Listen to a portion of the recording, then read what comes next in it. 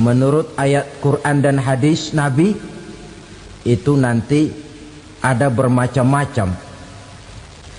Ada orang beriman itu yang dimasukkan surga. Ada orang beriman itu yang dimasukkan ke dalam surga. Ada orang beriman itu yang disebut penduduk surga. Kenapa lain-lain, Pak? Karena waktu di dunia amalannya juga lain-lain.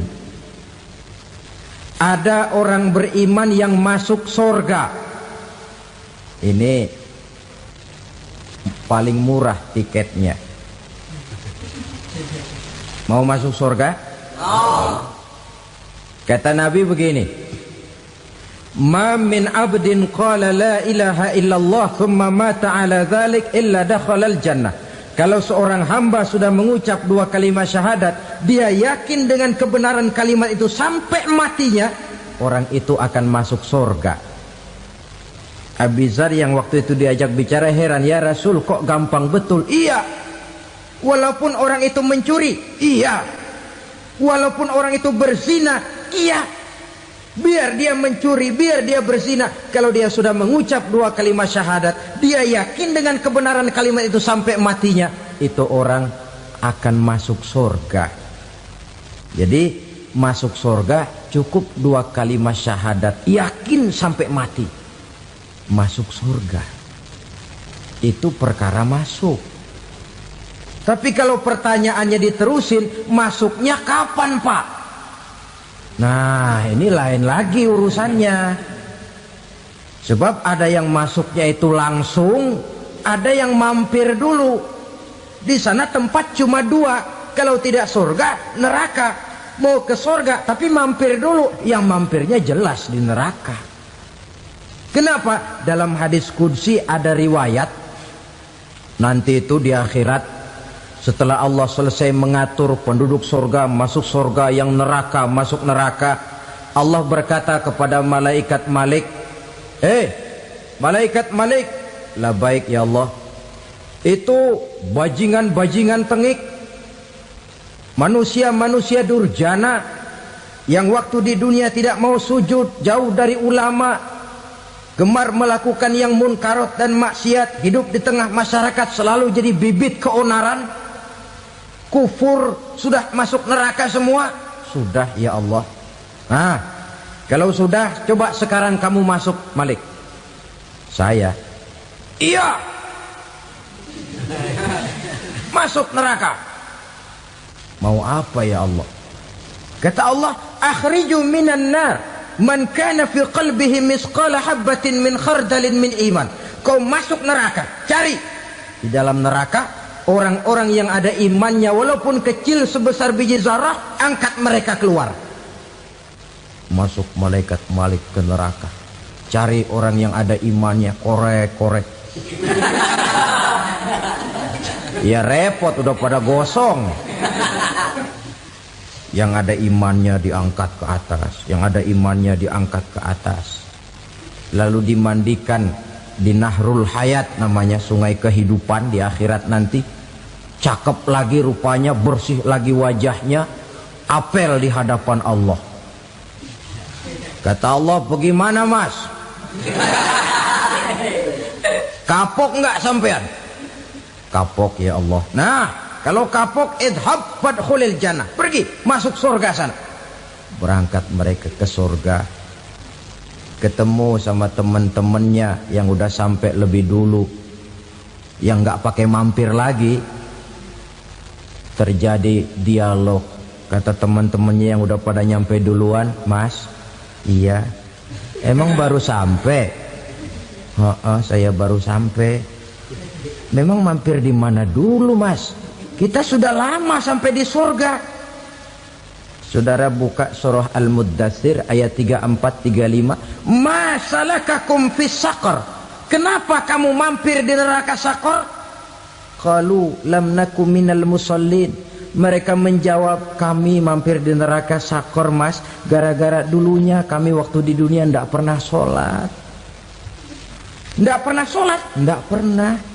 Karena rumahnya dekat masjid. Cuma dekat doang mas. Sholat mah enggak saya. Enggak pernah ngasih makan fakir miskin, enggak pernah hadir di majelis taklim, pendeknya enggak pernah melakukan kebajikan, maka saya pun mampir di neraka sakor. Untung betul saya punya iman mas sedikit. Waktu hidup di dunia dulu saya pernah mengucap 2 kalimat syahadat, sekali-kalinya waktu mau kawin. Masya Allah. Untung saja kawin, kalau nggak kawin polos.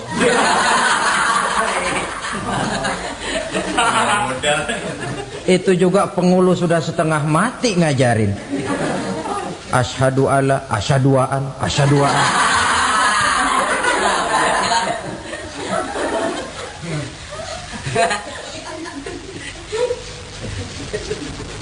Ini namanya masuk surga, ada mampir dulu. Ada pula orang mukmin itu yang dimasukkan surga. Namanya dimasukkan kan terima beres. Saya masuk ke rumah, jalan sendiri, cari tempat sendiri. Saya dimasukkan ke dalam rumah, terima beres. Pokok ada di dalam, itu dimasukkan namanya. Nggak pakai mampir. Tapi tentu tiketnya lebih mahal ketimbang yang pertama tadi. Apa kata Allah? Innal ladzina amanu wa amilus salihat la ukaffiranna anhum sayyi'atihim wa la udkhilannahum jannah. Sesungguhnya orang-orang yang beriman kemudian beramal soleh, kami hapuskan segala dosa dan kesalahannya, kami masukkan mereka ke dalam surga. Lihat ayatnya, Allah yang memasukkan, kita yang dimasukkan. Tidak pakai transit, tidak usah mampir. Cuma tidak cukup syahadat, tidak cukup amanu, tapi diiringi dengan wa'amilus salih. Iman, amal. Tidak cukup syahadat, lalu dibuktikan dia sholat, dia zakat, puasa, lalu dia melakukan berbagai macam kebajikan. Ini yang menyebabkan dia tidak pakai mampir di tempat yang bernama sakor. Lalu ada pula orang mukmin itu yang disebut penduduk surga. Wah, ini sudah VIP ini. Ashabul jannah, penduduk surga. Siapa mereka? Kata Allah, innal ladzina amanu summa istaqamu fala khaufun 'alaihim wala hum yahzanun ulaika ashabul jannah hum fiha khalidun. Sesungguhnya orang-orang yang beriman lalu istiqamah, tetap dalam melaksanakan perintah Allah, tidak goyah, tidak labil tapi stabil, istiqamah, mereka tidak takut dan tidak bersedih hati. Merekalah penduduk surga. Iman, istiqamah. Tidak punya duit, sembayang. Banyak duit, sembayang. Miskin, sembayang. Kaya, tetap sembayang. Istiqamah. Kadang orang kalau susah rajin ke masjid, banyak duitnya ngelihat masjid melengos. Waktu miskin hamba Allah, setelah kaya jadi hamba harta. Bergeser, tidak ada nilai istiqomahnya. Saudara-saudara, dengan begitu penduduk neraka itu dua. Ada penduduk permanen, ada penduduk yang semi permanen. Yang semi permanen orang-orang beriman yang mempunyai dosa besar. Mereka masuk ke neraka untuk menerima azab sesuai dengan dosanya. Bila selesai masa azab itu, mereka akan diangkat untuk ditempatkan kembali ke dalam surganya Allah Subhanahu wa ta'ala. Nah, dikala itulah saudara-saudara, ada yang disebut syafaat dari Rasulullah Sallallahu Alaihi Wasallam. Tapi tentu jangan lupa, syafaat ini ibarat kain menambal dia. Kita punya kain bolong-bolong sedikit, syafaat yang menambal. Solat kita ada kurang dikit, sedekah kita ada campur riak dikit, amalan kita ada tidak karena Allah dikit, kita berharap syafaat. Jadi biarlah kain masih bolong-bolong, yang penting punya kain. Tapi kalau kainnya tidak ada, yang ditambal apanya? Sholat tidak, puasa tidak, zakat tidak, berharap syafaat saja. Ya, terlalu berlebihan itu. Saudara hadirin yang saya hormati, apabila selesai proses penghisaban, proses penghitungan, maka dikala itulah manusia terbagi dalam dua kelompok besar. Fariqun fil jannah wa fariqun fis sa'ir. Sekelompok orang-orang beruntung yang masuk ke dalam surga, dan sekelompok lagi masuk ke dalam neraka. Ibu-ibu, saudara-saudara kaum muslimin rahimakumullah,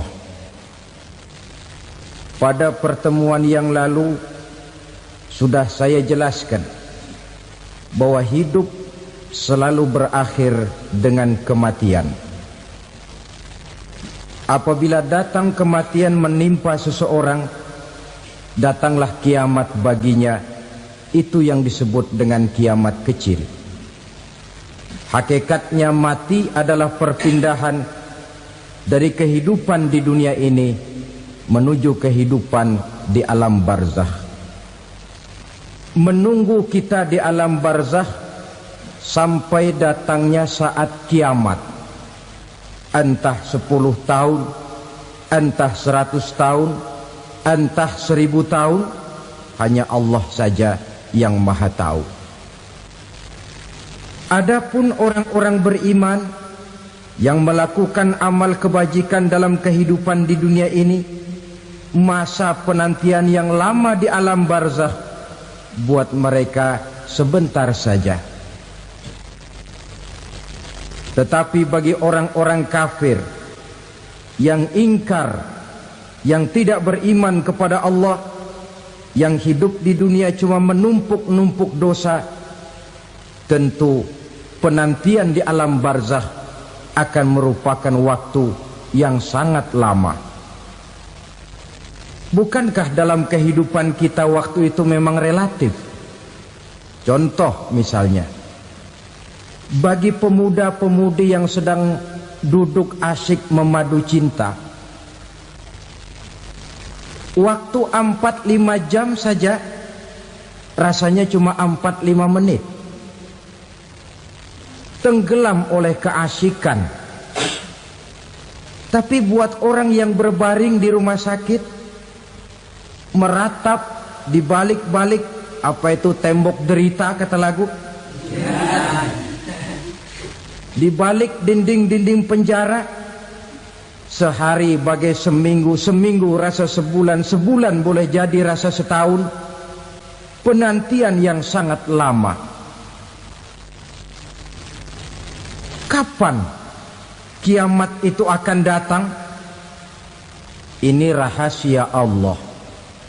Jangankan kita yang orang awam, baginda Nabi sendiri tidak diberitahu oleh Allah kapan kiamat itu akan terjadi. Tetapi sungguh pun demikian, banyak hadis-hadis yang menjelaskan ciri atau tanda-tanda datangnya kiamat. Nah, kalau sudah bicara soal tanda, tanda kiamat itu ada dua. Pertama yang disebut alamatus sughra, tanda-tanda kecil. Ini waktunya masih ada tenggang. Ada yang dinamakan alamatul kubra, tanda-tanda besar.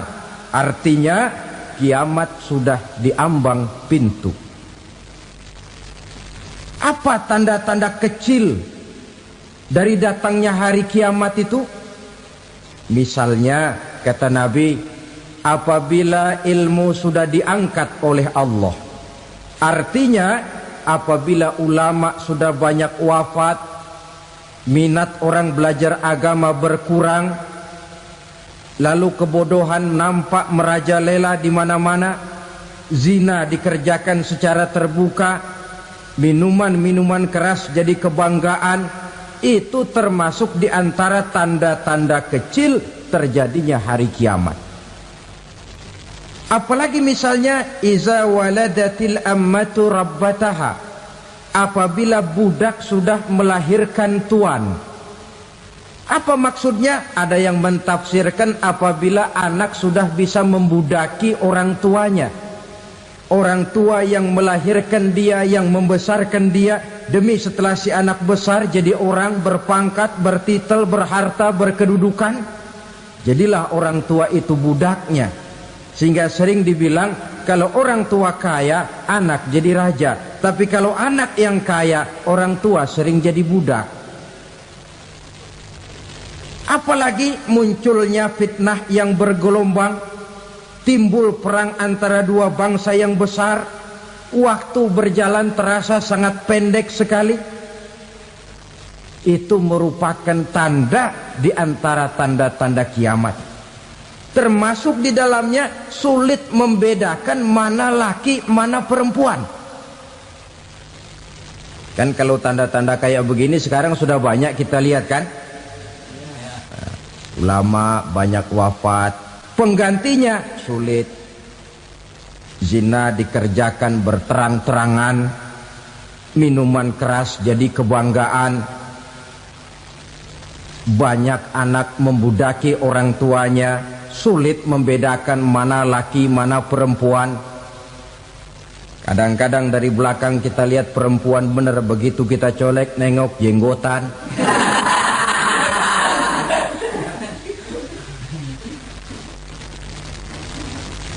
Ini termasuk tanda-tanda kecil. Masih ada tenggang sampai akan terjadinya kiamat itu. Nah, yang dimaksud dengan tanda-tanda besar, ini tanda besar artinya kiamat sudah diambang pintu. Pertama, matahari terbit dari sebelah barat. Apabila matahari sudah terbit dari arah sebelah barat, tertutuplah sudah pintu taubat. Bersabda Nabi kita, la taqumus sa'atu hatta tatlu'a syamsu min maghribiha. Tidak akan datang hari kiamat sampai matahari terbit dari arah sebelah barat.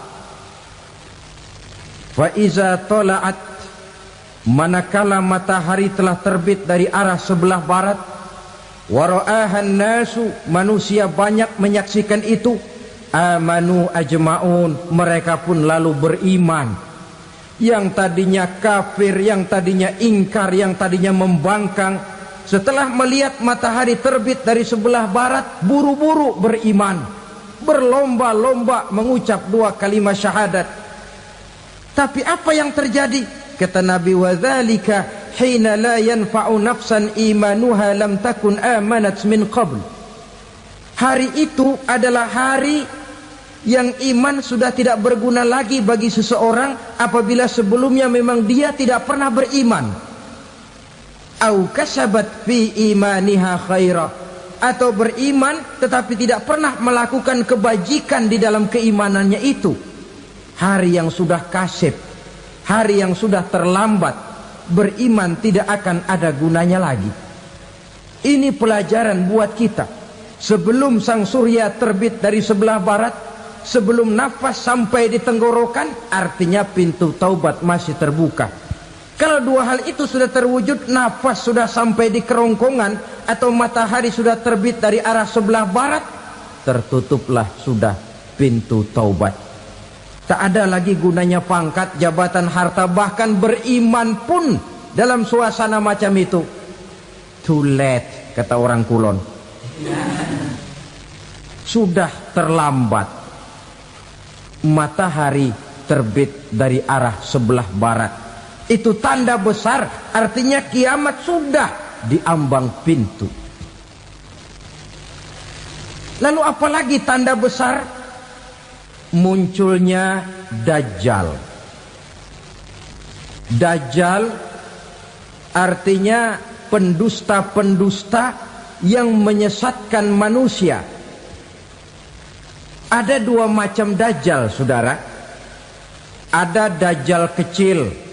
Ini Dajjal kelas teri. Kalau ini sejak zaman Rasulullah sudah ada itu. Tiap zaman ada. Di zaman Rasulullah misalnya ada yang bernama Aswad al-Unsi dari Yaman. Ada yang namanya Musailamah Al-Kazzab dari Yamamah. Ada yang namanya Ibnu Sayyad dari Madinah. Ini dajjal-dajjal di zaman Rasul. Musailamatul Kazzab memproklamirkan diri jadi nabi dia. Di zaman Rasul masih hidup. Ini dajjal zaman Nabi. Di zaman sahabat muncul dajjal-dajjal. Di zaman kita sekarang ini dajjal-dajjal pun gentayangan. Dajjal-dajjal kelas teri. Kerjanya mendustakan manusia, menyesatkan manusia, memalingkan manusia dari jalan yang benar dan diridhoi oleh Allah Subhanahu wa taala. Adapun yang merupakan tanda besar dari datangnya kiamat, dajjal-dajjal kelas kakap. Pembohong-pembohong besar yang menyesatkan masyarakat manusia berpaling dari jalan Allah mengikuti jalan mereka. Apa sih ciri dajjal itu? Kata Nabi dalam hadis Bukhari Muslim, innad dajjala, sesungguhnya yang namanya dajjal itu yakhruju, satu saat akan muncul mendekati hari kiamat. Wa inna ma'ahu ma'an, si dajjal ini membawa air. Wa naran, dan juga membawa api. Dua simbol. Di tangan yang satu dia bawa air, di tangan yang satu dia bawa api. Wa ammal ladzi yarahu an-nasu ma'an fanarun, adapun yang orang banyak lihat air, hakikatnya adalah api. Yang dilihat api, hakikatnya adalah air. Oleh sebab itu, kalau api yang ditawarkan, ambillah air. Kalau air yang ditawarkan, pilihlah api. Maksudnya apa ini? Ini bahasa simbol, saudara-saudara. Dajjal bicaranya seolah-olah untuk kepentingan manusia, menawarkan surga. Surga yang dia tawarkan hakikatnya neraka. Hai manusia, kalau kau mau bahagia, jangan dekat-dekat dengan agama. Solat itu tidak efektif dan efisien, tidak produktif dari segi ekonomi itu. Menghadiri majelis taklim cuma buang-buang waktu. Tahajud, tasbih, tahlil, baca Quran, apa itu? Pekerjaan mubazir saja. Hidup ini cuma sekali, masa yang cuma sekali, manfaatkan dengan sebaik-baiknya. Mumpung, dibawanya sifat mumpung tetapi dalam pengertian yang sangat negatif. Bicaranya seolah-olah untuk kepentingan manusia, tetapi sebenarnya menjerumuskan manusia. Menawarkan air, tapi sebenarnya api. Menawarkan api, tapi hakikatnya air. Buat apa kamu sholat? Buat apa kamu bayar zakat? Buat apa kamu puasa? Surga yang dicanangkan Dajjal, hakikatnya neraka. Neraka yang digambarkan Dajjal, pada dasarnya adalah surga. Jadi memutarbalikan fakta itu kerjaan Dajjal. Yang hak jadi batil, yang batil dibilang hak, yang benar jadi salah, yang salah malah jadi benar. Tuntunan disuruh jadi tontonan, tontonan malah menjadi tuntunan. Itu pekerjaan Dajjal profesinya. Zamannya Nabi Adam, Dajjalnya kan iblis. Betul? Betul. Apa sih gang kerayuan iblis itu? Allah setelah menciptakan Nabi Adam kan bilang, Adam, kau dan istrimu Hawa tinggal di surga ini. Seluruh fasilitas yang ada di surga persilahkan kau nikmati. Satu yang tidak boleh, jangan coba-coba dekati pohon khuldi. Dekat saja jangan, apalagi sampai memetiknya. Datang Dajjal yang namanya iblis ini. Adam, kamu tahu nggak kenapa tidak boleh makan buah khuldi? Ya nggak tahu, pokoknya saya dilarang. Bodoh kamu Dam. Khuldun artinya kekal.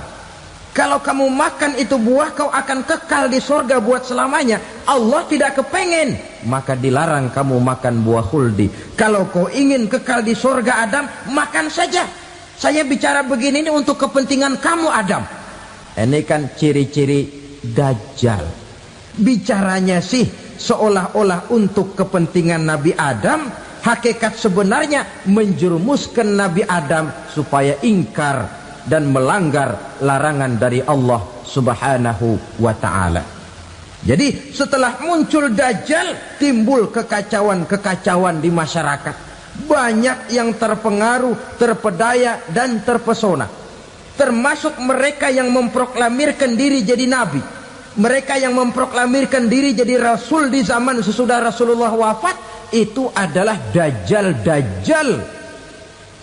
Maka saya ingatkan, kalau di zaman kita sekarang ini ada orang ngaku jadi nabi, ada orang ngaku jadi rasul, biar bahasa Arabnya kental, Quran hafal, hadis ribuan hadis hafal, biar pakai serban sampai menyengser ke tanah, bahasa Arabnya fasih, tapi dia mengaku jadi nabi, jadi rasul, kita umat Islam wajib tidak percaya. Wajib untuk tidak percaya. Itulah Dajjal-Dajjal zaman kita sekarang ini. Tidak mustahil mereka datang mempengaruhi orang awam supaya berpaling dari Rasulullah, mengikuti mereka. Nah, di akhir zaman nanti, mendekati hari kiamat, Dajjal ini muncul. Dajjal kelas kakap, menyesatkan masyarakat manusia untuk berpaling dari Islam, mengikuti seruan mereka. Apalagi di antara datangnya kiamat itu, tanda yang besar itu, turunnya Nabiullah Isa Al-Masih, putra Maryam. Menurut berbagai hadis yang sahih, Nabi Isa Al-Masih nanti akan turun lagi. Tidak membawa risalah yang baru, tapi meluruskan risalah Islam ini yang telah banyak ditinggalkan oleh masyarakat. Bahkan ada hadis menjelaskan beliau akan membunuh Nabi, mematahkan kayu-kayu salib, lalu melaksanakan haji dan umrah mengikuti syariat Nabi Muhammad, bukan membawa agama baru. Menjadi semacam mujaddid, reformer, menyelamatkan manusia dari bisikan Dajjal. Bahkan ada riwayat yang menjelaskan bahwa Nabi Isa berhasil mengalahkan Dajjal, mengembalikan masyarakat manusia kembali kepada ajaran Islam yang datang dari Allah, dibawa oleh Rasulullah Sallallahu Alaihi Wasallam. Dengan kata lain, turunnya Nabi Isa bukan sebagai Nabi dan Rasul baru, tetapi mengikuti syariat Nabi kita Muhammad Sallallahu Alaihi Wasallam. Saudara hadirin, ibu-ibu hadirat yang saya hormati, kemudian apalagi di antara tanda-tanda besar akan datangnya kiamat itu? Keluarnya asap atau awan. Kata Nabi, inna min asratis sa'ah dukhanan yamla'u ma bainal masyriqi wal maghrib. Di antara tanda-tanda kiamat, munculnya awan antara langit dan bumi. Ini pun diperkuat dalam surah Ad-Dukhan ayat 10. Fartaqib yauma ta'tis sama' bidukhanin mubin fayughshan nas hadza azabun alim. Bagi orang-orang yang beriman, mereka biasa-biasa saja. Tapi bagi orang kufur, datangnya asap dan awan ini merupakan azab yang kelewat pedih. Barangkali sedikit mendekati gambaran tentang azab yang pedih ini, saya ingatkan alam pikiran kita kepada peristiwa yang belum lama terjadi. Pernah dengar berita bocornya reaktor nuklir di Chernobyl, Uni Soviet? Pernah dengar?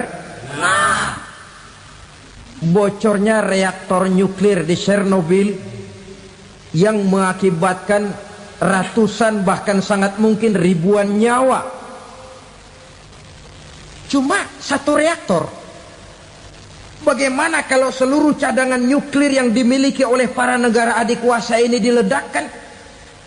Bahkan yang konon menurut catatan cadangan nuklir yang dimiliki bersama oleh Amerika dan Rusia sekarang ini sudah sanggup memusnahkan 6 miliar manusia, 1,5 kali lebih banyak dari jumlah manusia yang nongkrong di permukaan bumi ini. Saudara-saudara hadirin yang saya hormati, lalu saat mendekati hari kiamat, apalagi tandanya setelah Nabi Isa wafat, pada saat turunnya yang kedua kali, lalu Allah meniupkan angin sejuk, semua orang-orang beriman, orang-orang baik wafat, sehingga penghuni bumi ini cuma tinggal lagi terdiri dari orang-orang kafir. Tidak ada lagi di bumi ini yang bisa mengucapkan Allah. Sehingga dalam hadis qudsi itu ada keterangan, innallaha azza wa jalla yaqulu li Israfil. Allah pernah pesan kepada malaikat Israfil, kata Allah, Israfil, idza sami'ta qailan yaqul Allah Allah fa akhirin nafakh 40 sanatan ikraman liqailiha. Hai Israfil, apabila kau dengar di permukaan bumi masih banyak orang yang mengucapkan Allah Allah, maka tunda sangkakala kiamat itu 40 tahun. Untuk apa? Ikraman liqailiha, menghormati orang yang mengucapkan Allah Allah itu. Wah, jadi karena sekarang masih banyak yang mengucapkan Allah, besar hatilah kita, masih jauh kiamat itu. Tapi jangan lupa, kiamat pribadi, kiamat kecil itu yang nggak kita sangka-sangka.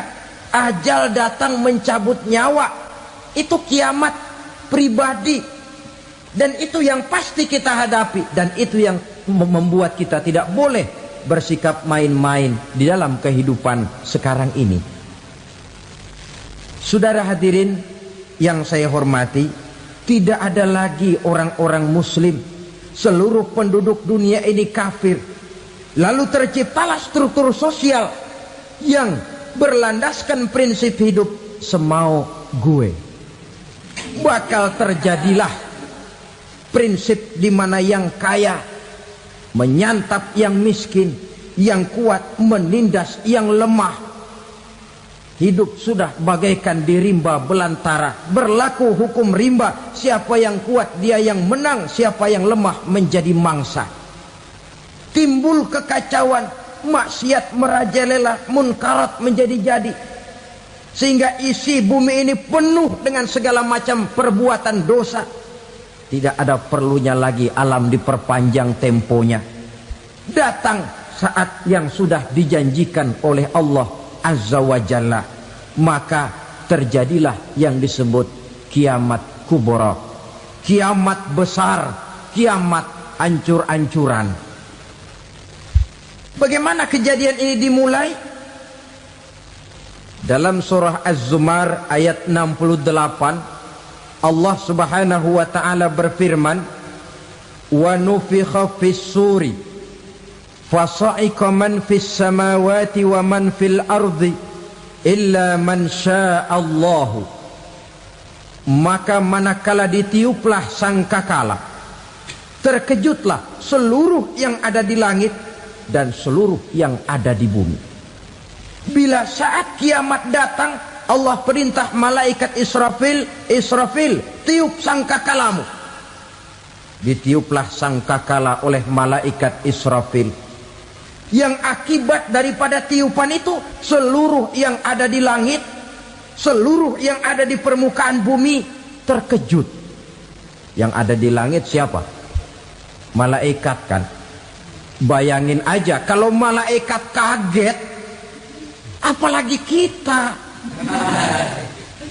Terkejut seluruh makhluk yang ada di bumi, yang ada di langit mendengar suara sangkakala itu. Bunyinya tidak sanggup kita bayangkan dahsyatnya. Ledakan nuklir, ledakan neutron belum apa-apa ketimbang bunyi sangkakala malaikat Israfil ini. Nah, lalu mendengar bunyi sangkakala ini, gemparlah makhluk, kacaulah alam. Bumi gempa, planet-planet bertabrakan, gunung meletus, air laut tumpah ke darat, angin topan bertiup, halilintar menyambar. Lalu semua yang bernama hidup mati total. Mati bareng tanpa persiapan. La haula wala quwata illa billah. Saya kadang-kadang dalam tafakur bermohon, ya Allah, mudah-mudahan saya nggak nemuin kiamat beneran. Ngeri. Tidak bisa kita bayangkan macam apa suasana seperti itu. Allah saja banyak memberikan gambaran, misalnya Al-Qari'ah, wa mal qari'ah, wa ma adraka mal qari'ah. Kejadian yang menggemparkan. Tahukah kamu apa kejadian yang menggemparkan itu? Yauma yakunun nasu kal farasil mabsus wa takunul jibalu kal ihnil manfus. Pada saat itu manusia berterbangan bagai kupu-kupu. Gunung berterbangan seperti kapas ditiup angin. Gunung saja macam kapas, konon lagi manusia. Kematian total, mulai semut sampai gajah mati, jin mati, iblis mati, malaikat mati. Oh, malaikat saja mati. Saudara hadirin yang saya hormati, kematian total yang tanpa persiapan. Orang bilang, Pak, kalau mati bareng begitu yang repot malaikat maut dong ya. Cabut sana, cabut sini. Itu kalau menurut logika kita, mestinya begitu menurut logika. Tapi logika juga yang nggak perlu serepot itu. Sebab untuk mematikan listrik di wilayah DKI, di wilayah Jakarta, nggak perlu tiap rumah didatengin matiin, ya lama. Cukup dari kantor pusatnya saja PLN tekan satu tombol, gelaplah seluruh Jakarta. Saudara hadirin yang saya hormati, kematian total. Lalu setelah kematian total, planet-planet juga mati, dalam arti tidak bergerak dan beredar. Angin mati, dalam arti tidak bertiup. Air mati, dalam arti tidak ada riak gelombang. Pokoknya semua mati. Kullu nafsin za'iqatul maut, semua yang bernafas mati. Dalam ayat lain, kullu man 'alaiha fan, semua yang ada di permukaan bumi fana. Yang kekal cuma Allah Subhanahu wa ta'ala. Yang paling belakang mati malaikat maut dan malaikat Israfil. Tapi mati juga sesuai dengan janji Allah. 10 lamanya. Tidak dijelaskan oleh Abi Hurairah 40 jam, apa 40 hari, apa 40 tahun. Hadis-hadis cuma menyebutkan 40 saja. Sunyi alam. Yang tinggal cuma Allah saja lagi. Ketika itu Allah berseru-seru, katanya, limanil mulkul yauma. Siapa para penguasa hari ini? Mana itu raja-raja dan penguasa yang dulu mengaku jadi Tuhan? Fir'aun. Mana Fir'aun sekarang? Yang dulu jadi raja, merasa berhasil, sombong, lalu tidak mau turun-turun dari kekuasaannya, sampai kepada puncak kekurang ajarannya mengangkat diri jadi Tuhan. Mana itu Fir'aun? Namrus. Mana sekarang Namrus? La ilaha illa ana. Ternyata tidak ada Tuhan lain selain daripada aku, kata Allah. Proses kemudian, saudara-saudara, turunlah hujan dari langit. 40 lamanya hujan itu. Tidak jelas juga 40 jam apa 40 hari. Setelah air turun membasahi, datanglah tiupan sangkakala yang kedua. Semua yang bernama mati bangkit dari kuburnya masing-masing. Ini yang disebut Yaumul Ba'thi, hari kebangkitan. Allahu Akbar. Pada saat kita bangkit dari kubur kita masing-masing, kumpul di padang mahsyar namanya. Bayangin aja, saya sendiri nggak sanggup bayangin. Manusia sejak zaman Adam sampai zaman kiamat kumpul bareng di tempat sama. Berapa banyaknya itu?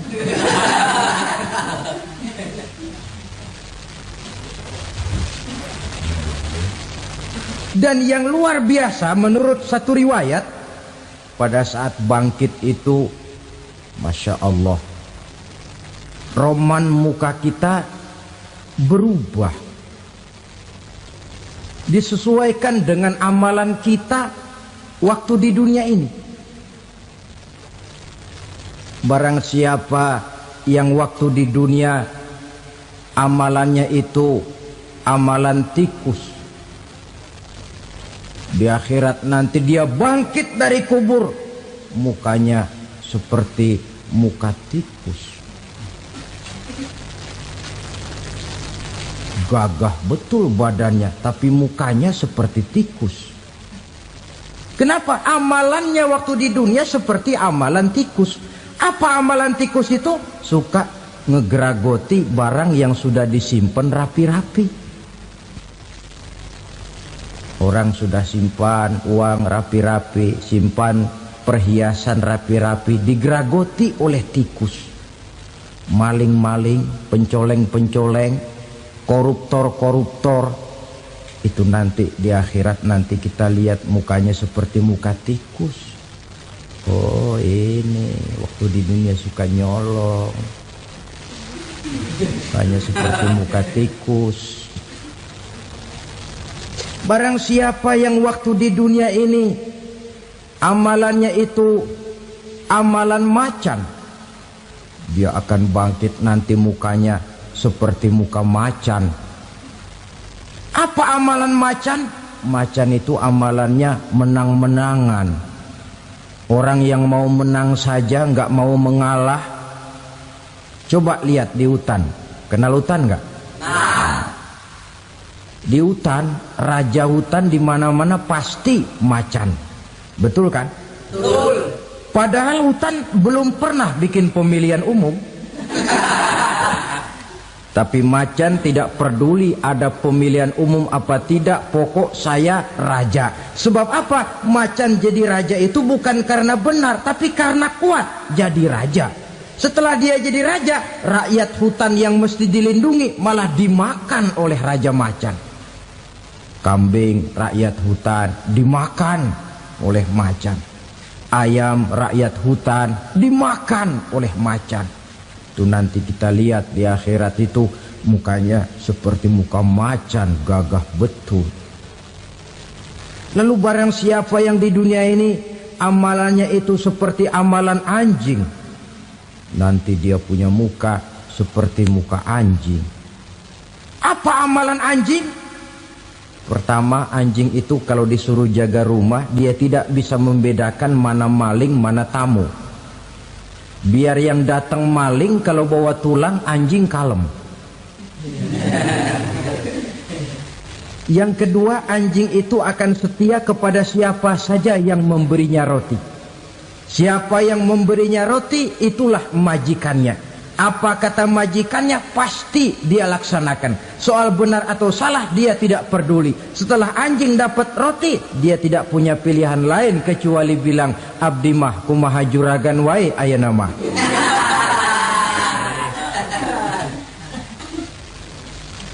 Saudara hadirin yang saya hormati, berkumpul di padang mahsyar, tiap orang sibuk dengan persoalannya masing-masing.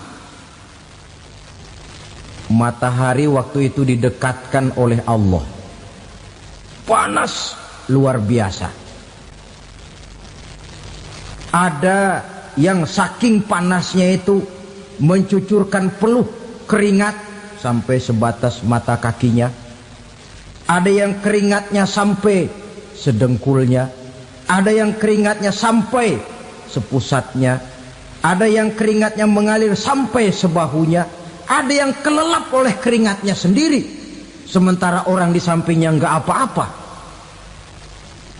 Bergantung lagi amalan dia waktu di dunia ini. Saudara-saudara, sebagian orang dalam kepanikan padang mahsyar berombong-rombong datang mereka menghadap Nabi Adam. Ya Adam, anta abal bashar. Hai Adam, Tuhan adalah bapak moyang manusia. Kami sebentar lagi akan disidang, dimintakan pertanggungan jawab. Tolonglah kami, hai Adam. Kata Nabi Adam, jangankan nolongin sampean, saya sendiri tanggung jawab di hadapan Allah. Ketika dulu tidak boleh makan khuldi, saya serobot. Sudahlah, urus diri masing-masing saja, nafsi. Begitu kata Nabi Nuh, begitu kata Nabi Ibrahim. Tiap orang bertanggung jawab sendiri-sendiri. Ketika itulah saudara-saudara, nikmatnya menjadi umat Nabi besar Muhammad sallallahu alaihi wasallam. Sebab apa? Walaupun menurut abjad kita ini umat paling belakang, paling belakang kita ini toh, karena Nabi Muhammad adalah Nabi akhir, tapi akan dihisap lebih dulu, lewat di atas sirat lebih dulu, masuk surga lebih dahulu ketimbang umat-umat belakangan. Ketika Rasul mendekati ajal, beliau tanyakan itu kepada malaikat Jibril. Malaikat Jibril berkata, Muhammad jangan khawatir, Allah sudah berjanji, inni haramtul jannata ala sairil anbiya hatta tadkhulaha anta, wa haramtuha ala sairil umami hatta tadkhulaha ummatuka. Surga aku haramkan buat seluruh nabi kecuali kalau engkau Muhammad sudah masuk ke dalamnya, dan surga aku haramkan buat seluruh umat kecuali kalau umatmu Muhammad sudah masuk ke dalamnya. Logikanya, walaupun menurut abjad kita umat paling belakang, bakal dihisap paling dulu, lewat di atas sirat paling dulu, masuk surga paling dulu, kalau mampir ke neraka juga paling dulu. Ya resiko. Jangan mau enaknya aja paling dulu. Saudara hadirin yang saya hormati, setelah masa kebangkitan itu jangan dikira begitu bangkit langsung diperiksa. Masih menunggu menanti ribuan tahun perhitungan padang mahsyar untuk sampai kepada proses yang disebut yaumul hisab, hari perhitungan. Seorang demi seorang bakal dipanggil. Bayangkan saja, kita se-RT saja di absen, kadang-kadang perlu waktu lama. Ini manusia sejak zaman Nabi Adam sampai datang hari kiamat, satu demi satu disidang di hadapan Qadhi Rabbul Jalil. Status sosial copot sudah waktu itu. Yang pernah jadi hartawan di situ tidak lagi kelihatan kehartawanannya. Yang pernah jadi jenderal tidak lagi dipanggil jenderalnya. Yang ustadz tidak lagi dipanggil al-mukarramnya.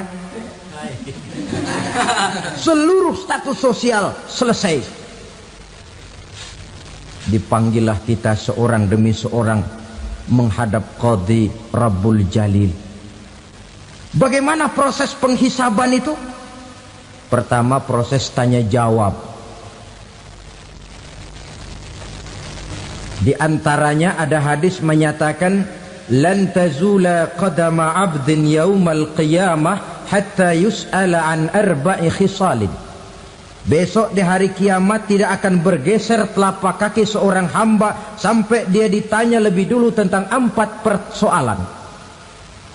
Tentang ilmunya, kemana ilmu itu diamalkan. Tentang umurnya, di mana umur itu dihabiskan. Tentang masa mudanya, kemana masa muda itu dipakai. tentang hartanya, dari mana harta itu didapat dan kemana harta itu dibelanjakan. Ini termasuk proses tanya jawab. Jadi kalau istilah pengadilan dunia, nama Fulan bin Fulan. Kamu waktu di dunia diberikan umur panjang untuk apa? Pernah mengalami masa muda, kemana kau habiskan masa remajamu? Kau diamanahkan ilmu, dengan apa ilmumu kau amalkan? Kau diberikan harta, dari mana harta kau dapat, kemana kau belanjakan? Tak seorang pun yang bisa mungkir.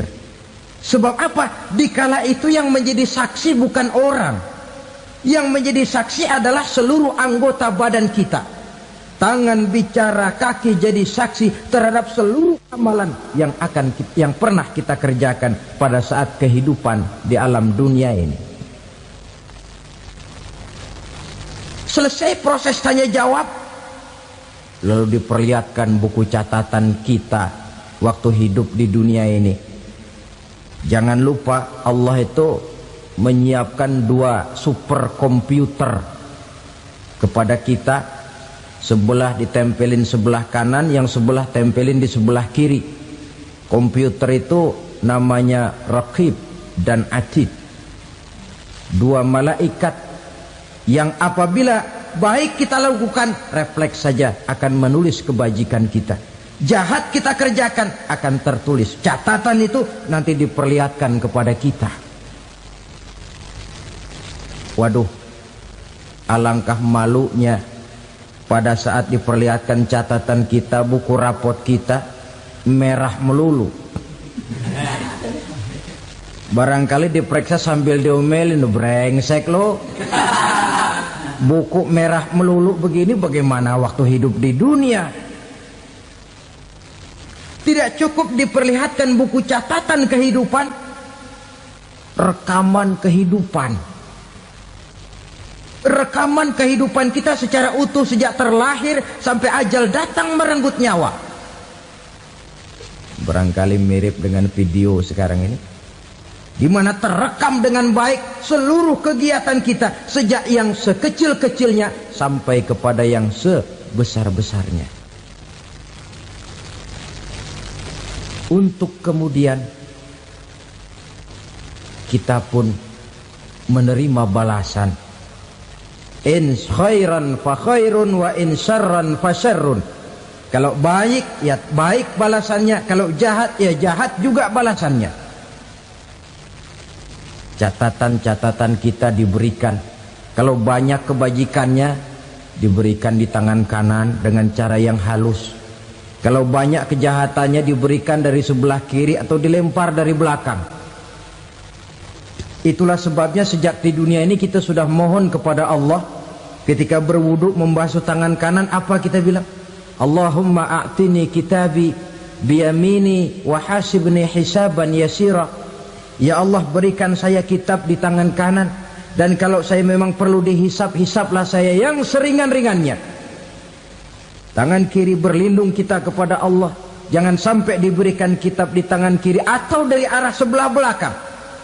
Wa a'udzubika an tu'tiya kitabi bishimali aw min wara'i zuhri, dari arah sebelah belakang. Na'udzubillah min dzalik.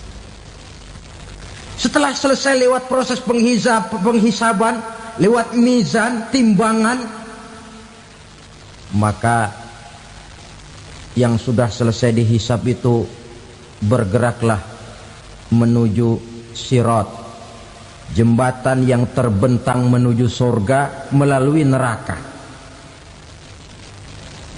Saudara-saudara, panjangnya perjalanan sirat itu memakan waktu ratusan tahun.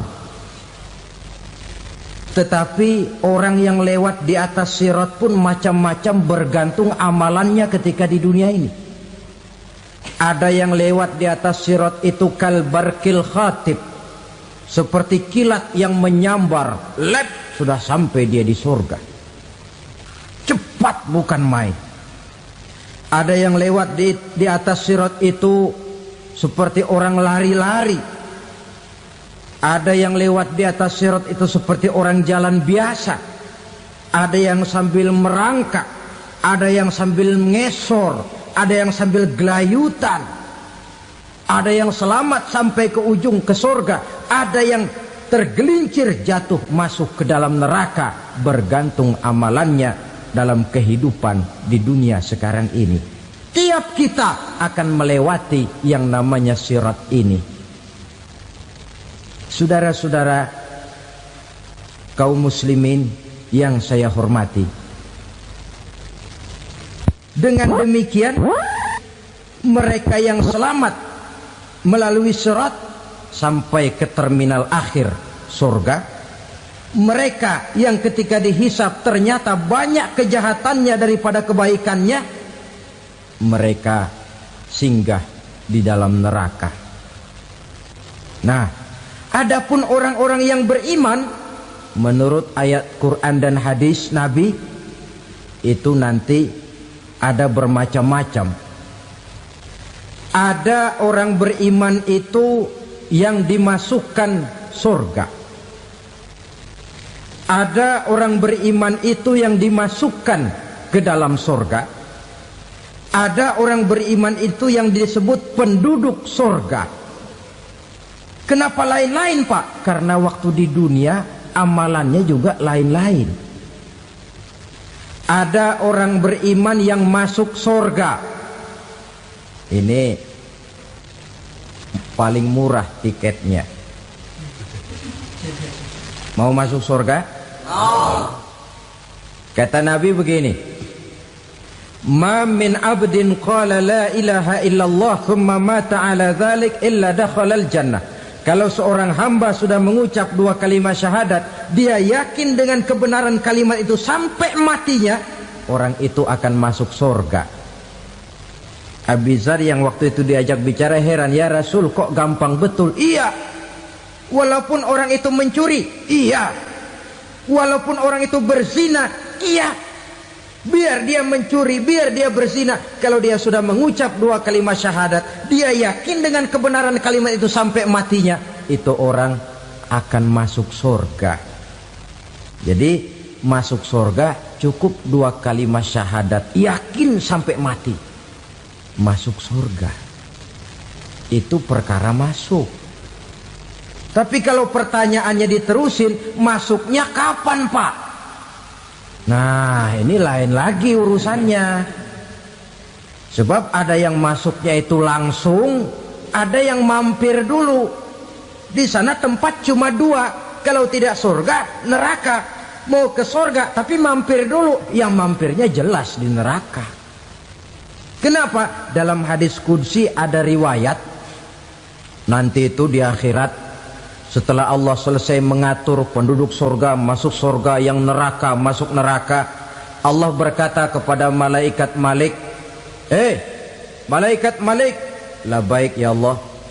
Itu bajingan-bajingan tengik, manusia-manusia durjana yang waktu di dunia tidak mau sujud, jauh dari ulama, gemar melakukan yang munkarat dan maksiat, hidup di tengah masyarakat selalu jadi bibit keonaran, kufur, sudah masuk neraka semua. Sudah ya Allah. Nah, kalau sudah, coba sekarang kamu masuk, Malik. Saya, iya, masuk neraka. Mau apa ya Allah? Kata Allah, akhriju minan nar man kana fi qalbihi misqala habatin min khardalin min iman. Kau masuk neraka, cari di dalam neraka orang-orang yang ada imannya walaupun kecil sebesar biji zarah, angkat mereka keluar. Masuk malaikat Malik ke neraka, cari orang yang ada imannya, korek-korek. Ya repot, udah pada gosong. Yang ada imannya diangkat ke atas, yang ada imannya diangkat ke atas, lalu dimandikan di Nahrul Hayat, namanya sungai kehidupan di akhirat nanti. Cakep lagi rupanya, bersih lagi wajahnya, apel di hadapan Allah. Kata Allah, bagaimana mas? Kapok nggak sampean? Kapok ya Allah. Nah, kalau kapok, idhab fadkhulil jannah, pergi masuk surga sana. Berangkat mereka ke surga. ketemu sama teman-temannya yang udah sampai lebih dulu, yang nggak pakai mampir lagi. Terjadi dialog. Kata teman-temannya yang udah pada nyampe duluan, "Mas, iya, emang baru sampai?" Saya baru sampai." "Memang mampir di mana dulu, Mas? Kita sudah lama sampai di surga." Saudara buka surah Al-Muddatsir ayat 34-35. "Ma salakakum fis saqar?" Kenapa kamu mampir di neraka Saqar? Qalu lam naku minal musallin. Mereka menjawab, kami mampir di neraka Saqar, Mas, gara-gara dulunya kami waktu di dunia tidak pernah sholat. Tidak pernah sholat? Tidak pernah. Kan rumahnya dekat masjid. Cuma dekat doang, Mas. Sholat mah enggak saya. Enggak pernah ngasih makan fakir miskin, enggak pernah hadir di majelis taklim, pendeknya enggak pernah melakukan kebajikan. Maka saya pun mampir di neraka Saqar. Untung betul saya punya iman, Mas, sedikit. Waktu hidup di dunia dulu saya pernah mengucap 2 kalimat syahadat. Sekali-kalinya waktu mau kawin. Masya Allah. Untung saja kawin. Kalau nggak kawin polos.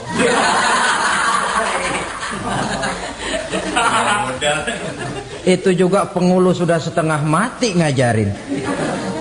Asyhadu alla, asyaduaan, asyaduaan.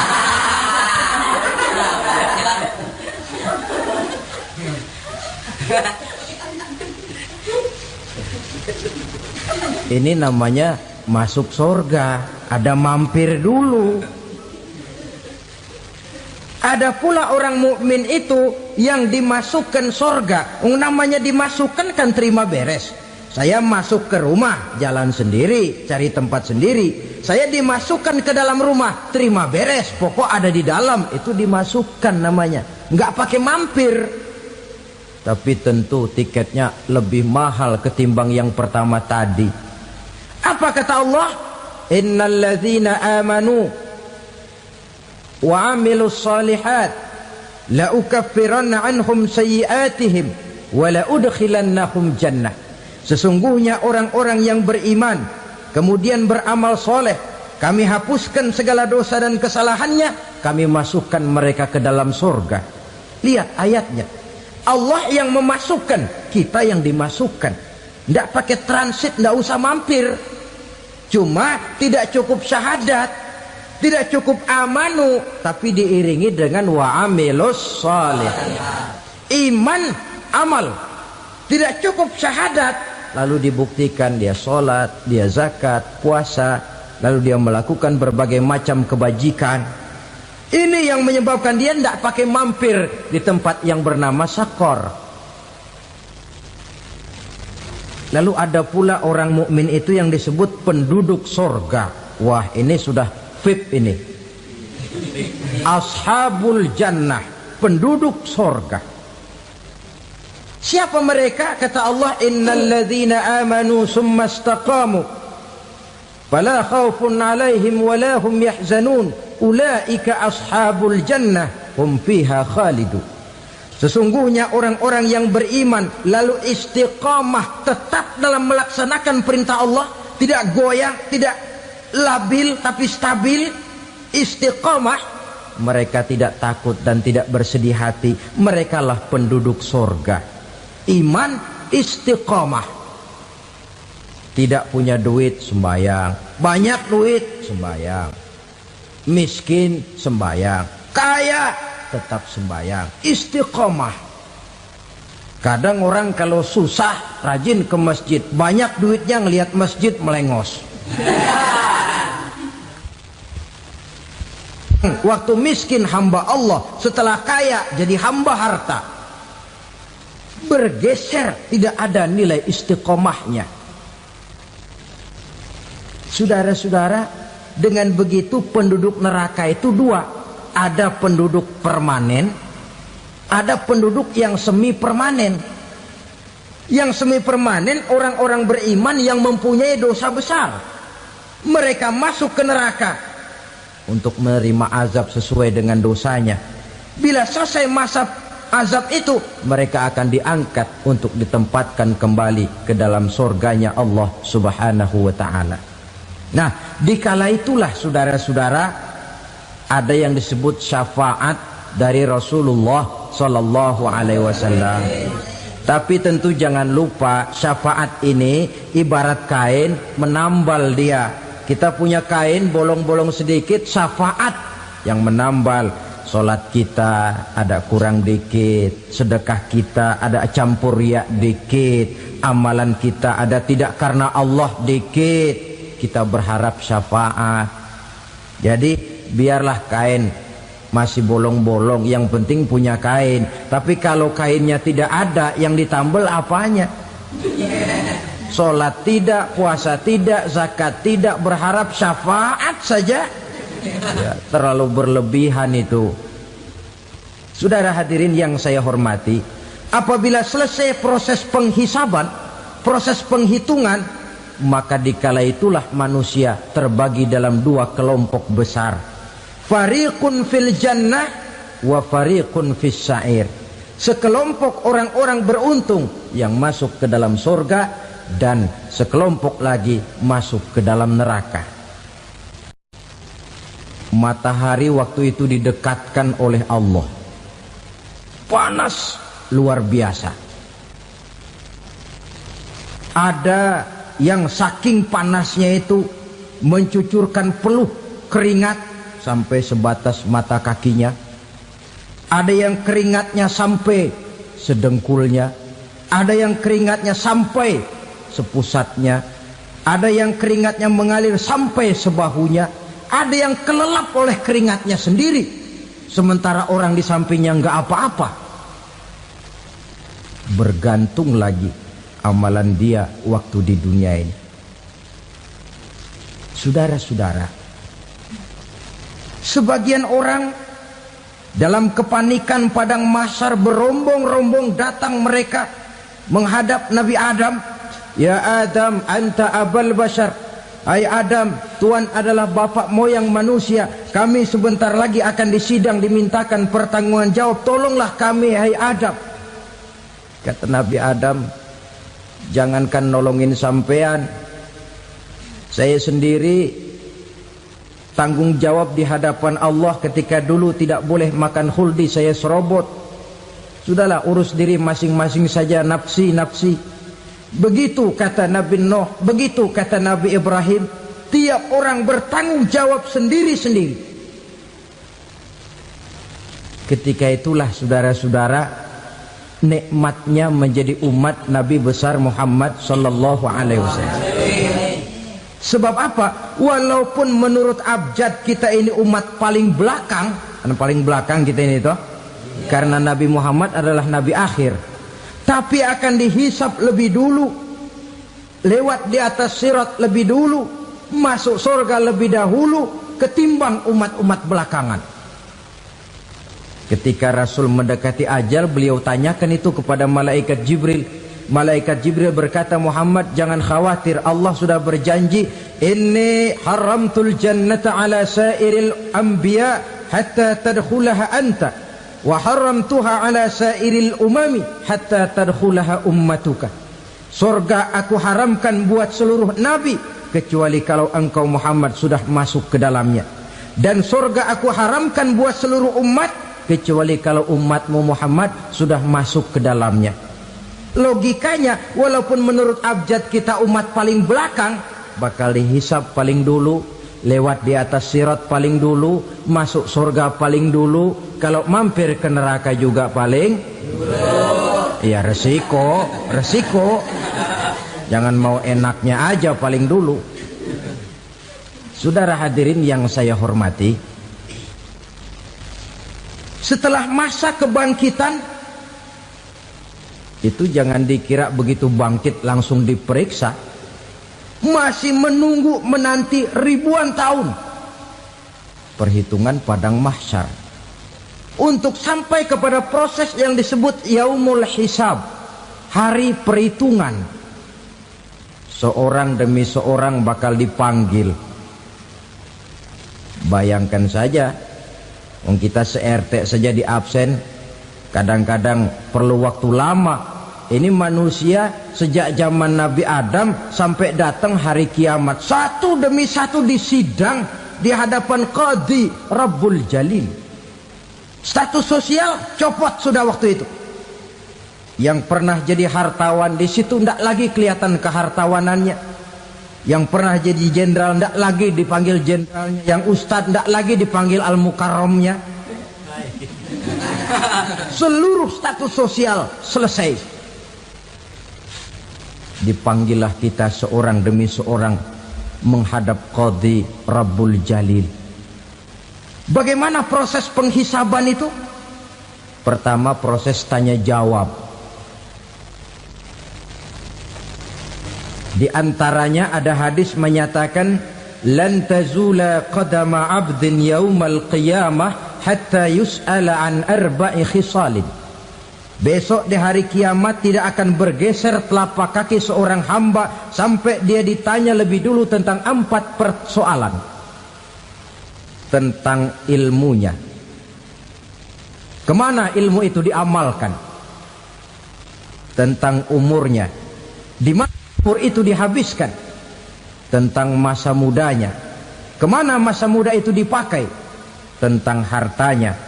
Dari mana harta itu didapat dan kemana harta itu dibelanjakan.